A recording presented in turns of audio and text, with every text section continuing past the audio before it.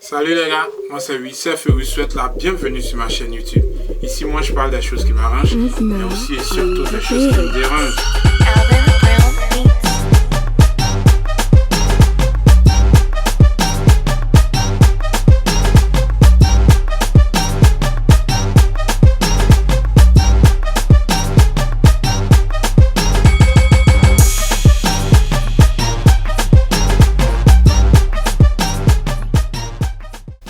Aujourd'hui, je réagis face au clash qui prévaut actuellement entre Arafat DJ et Vetcho Lolas. D'abord, j'aimerais que vous suivez cet extrait de la déclaration de Vetcho Lolas. Ok. Pourquoi j'ai quitté la Yorogang?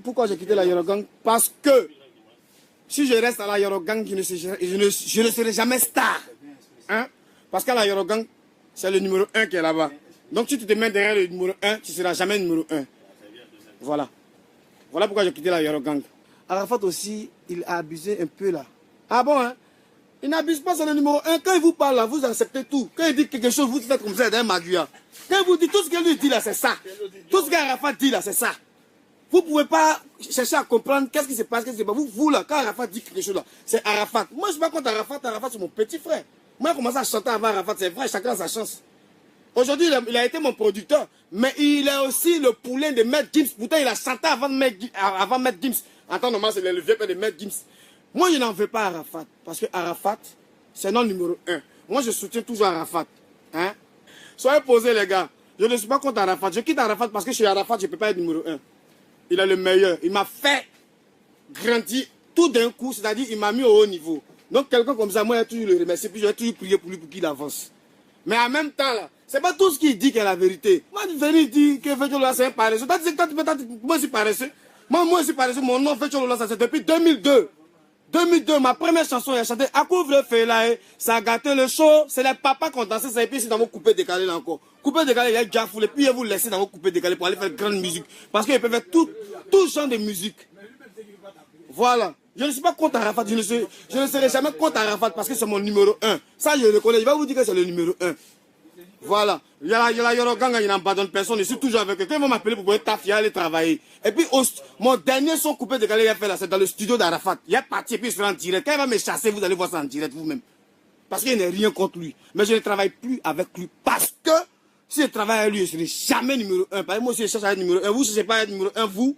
Et puis on vous parle toujours, vous faites comme ma vie. Oui. Quand il dit quelque chose, oui. Vous êtes fou, mais vous êtes quoi? Vous avez mis dans le canari.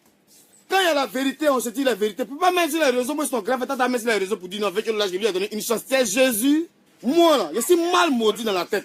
Je suis un vrai noussi. Arafat, c'est pas un noussi. Arafat, c'est, comment dirais-je, on peut dire, Arafat, il imite le noussi.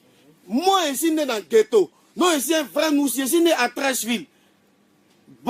Quand on dit Trashville là, Biafra là, quand tu vois Biafra, c'est là-bas moi je suis né. Donc, mes yeux que tu vois là, où je suis actuellement le 11 mai là, je suis déjà avec Dieu. Arafat a fait quoi juste? Arafat allait même sur internet pour dire Vetcho Lolas c'est paresseux, il ne travaille pas. Pourtant quand il appelle, il ne décroche pas. Quand il envoie un message, il ne répond jamais au message. En tant que c'est mon producteur, quand il arrive chez lui aussi, il sonne, c'est un gardien qui vient, il est occupé, il envoie 10 000 francs, prends ton taxi, va à la maison. C'est pas comme ça on travaille. Et s'il va faire spectacle, qui n'est pas au courant, il va dire non, il essaie d'aller faire spectacle sans lui dire. On ne fait pas ça, Shampoing. Tu ne peux pas me casser. On ne me casse pas. Depuis 2002, mon nom est dans coupé décalé. C'est un homme du siècle. Je ne meurs pas. J'ai fait beaucoup d'artistes. Il n'y a rien contre Arafat. Arafat dit que je suis paresseux. Moi, je ne suis pas paresseux. Je suis au studio sans de travailler. Regardez. Son studio, je suis sans de travailler. Je travaille toujours. Mais il y a un message pour Chouchou Salvador. En même temps, comment ça s'appelle? Aria Chéné et Doliziana. Doliziana de Bordeaux. Tu m'as appelé. Tu dis, Vetcho, comme tu es le plus grand à la Yorogang. Il y a un problème à Arafat, je vais laisser Arafat. Il dit, ah, on ne fait pas ça, on ne laisse pas Arafat. Parce que si on laisse Arafat, c'est pas bon, c'est une famille. Vous êtes des grands garçons, allez-y vous asseoir pour discuter. Tu comprends? Aujourd'hui là, c'est toi qui es derrière là-bas aussi, tu fais la bouche aussi. Il y a ton caïa nèdre, baf qu'elle a là. Ton nèdre, baf qu'elle a là. Toi aussi tu fais la bouche. Tu ne peux pas faire la bouche.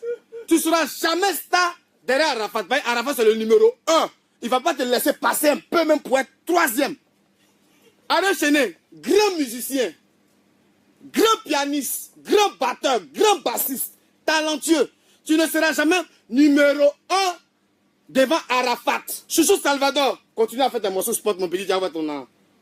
C'est mieux. Hein. Faut voir IP quand vous avez fait votre mouvement spot. Tu vas voir ton âme. Moi, Vétio Lolas, ce que Dieu a réservé pour moi, là, je ne sais pas. C'est pareil pour vous. Arafat a fait quelque chose pour moi. Je vais remercier Arafat. J'ai dit 10 000 fois merci à Arafat pour mon morceau, je vais barrer.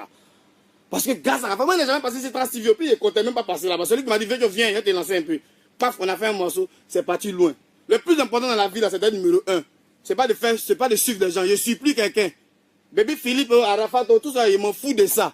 Baby Philippe, quand il envoie Yeboum, il avait 15 ans. Il avait que 15 ans. Il ne savait même pas qu'un jour il allait attraper le micro. C'est moi, il a dit, il faut chanter. Et puis, il a chanté. Pareil pour Serge Beno, il a dit, il faut chanter. Et puis, il a chanté. Donc, j'espère que vous avez très bien écouté. Maintenant, ce que moi, je voulais vous dire, c'est que quand j'ai écouté la chanson de Arafat DJ, le titre « Je suis pas Gawa », j'ai su au fait qu'il avait clashé quelqu'un. Mais qui exactement? Parce que quand j'écoute les paroles, ça se réfère pas carrément à Serge Beno qu'il a l'habitude de clasher, ou bien à Baby Philippe, ou bien je sais pas quoi. Bon, la question c'était de savoir, mais pourquoi c'est maintenant que Vétio Lolas réagit, sachant qu'il y a 2 mois de cela, Arafat a fait cette publication. Donc voilà, pourquoi il n'a pas réagi automatiquement, aussitôt? Et c'est maintenant qu'il réagit. Je me suis posé la question à plusieurs reprises et je pense que j'ai trouvé le pourquoi. Suivez très bien les paroles de cette chanson que je vais vous mettre maintenant. Vous fatiguez plus, papa est trop loin. Je vous ai tous anéantis, je n'ai pas de regret. Petit tu parles dans le vide, César arrive fuit vite. Je sors des tubes de hit, mon lien est là, tu cliques. Bienvenue le début sur YouTube, avec ton part de fuite. T'es là, tu fais ta pute. Petit que t'as besoin de cette vie. Moi, me donnais rien pour aller à l'école. Maintenant ça va chez moi, tu es là, tu me demande au père Nyawa, moi je suis pas Gawa. Je suis pas Gawa. Je ne bats pas au Yassa.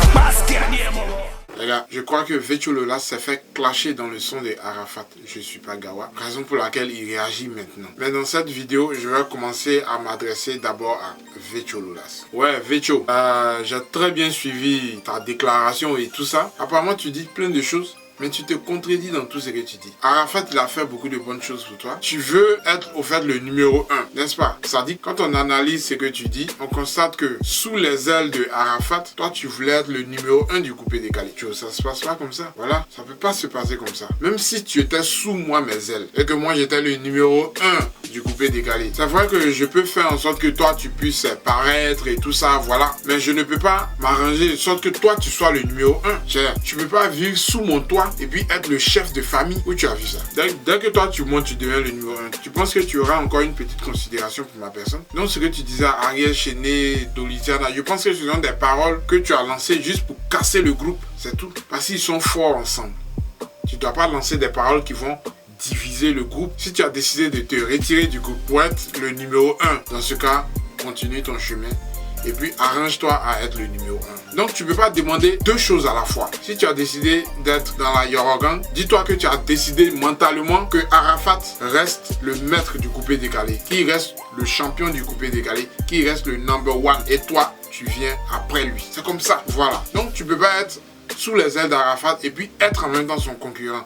Non. Ça, c'est pas possible. Maintenant, tu as dit dans tes paroles que tu vas partir chez Arafat parce qu'il y a un son que vous devez faire ensemble et tout. Mettre live de Facebook pour montrer et que si Arafat te chasse, tout le monde va voir ça. Joe, si c'est moi-même, faut brancher tous les satellites du monde. Faut diffuser ça sur toutes les planètes, dans toute la galaxie. Tiens, avec toutes ces paroles que tu viens de sortir sur moi, je te chasse. Tu penses que quoi même? Moi, je vais te chasser. Et tu penses que c'est Arafat qui a un comportement que tout le monde connaît là. Tu vas mettre les caméras devant lui, il va dire non. C'est fait des placalis là, il va prendre pour te chasser. Toi tu fais André, tu connais pas Arafat. Ce que tu fais là, on appelle ça de la provocation. Donc ce que moi je peux te dire, c'est d'éviter d'avoir honte. Sérieux, tu connais déjà la réaction d'Arafat. Parce que quand il va te chasser là, au lieu de dire que Arafat n'est pas bien, ils vont plutôt se moquer de toi. Et tout le monde sera témoin. Moi-même là, je suis témoin. Et puis je suis d'accord avec ça même. Ah tiens, tu parles mal de moi sur les réseaux sociaux et puis tu vas venir encore chez moi pour dire non, tu vas enregistrer un son. Tu mens. Voilà, donc ce que moi je peux te donner comme conseil, tu as quitté la Yorogang,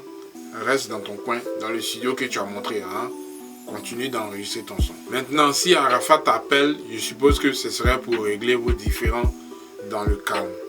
Et que vous n'aurez plus à vous référer à Facebook Live pour montrer au monde entier, à tous vos fans, que voici, celui-là il a fait ça, celui-là il a fait ça. Non, tu comprends?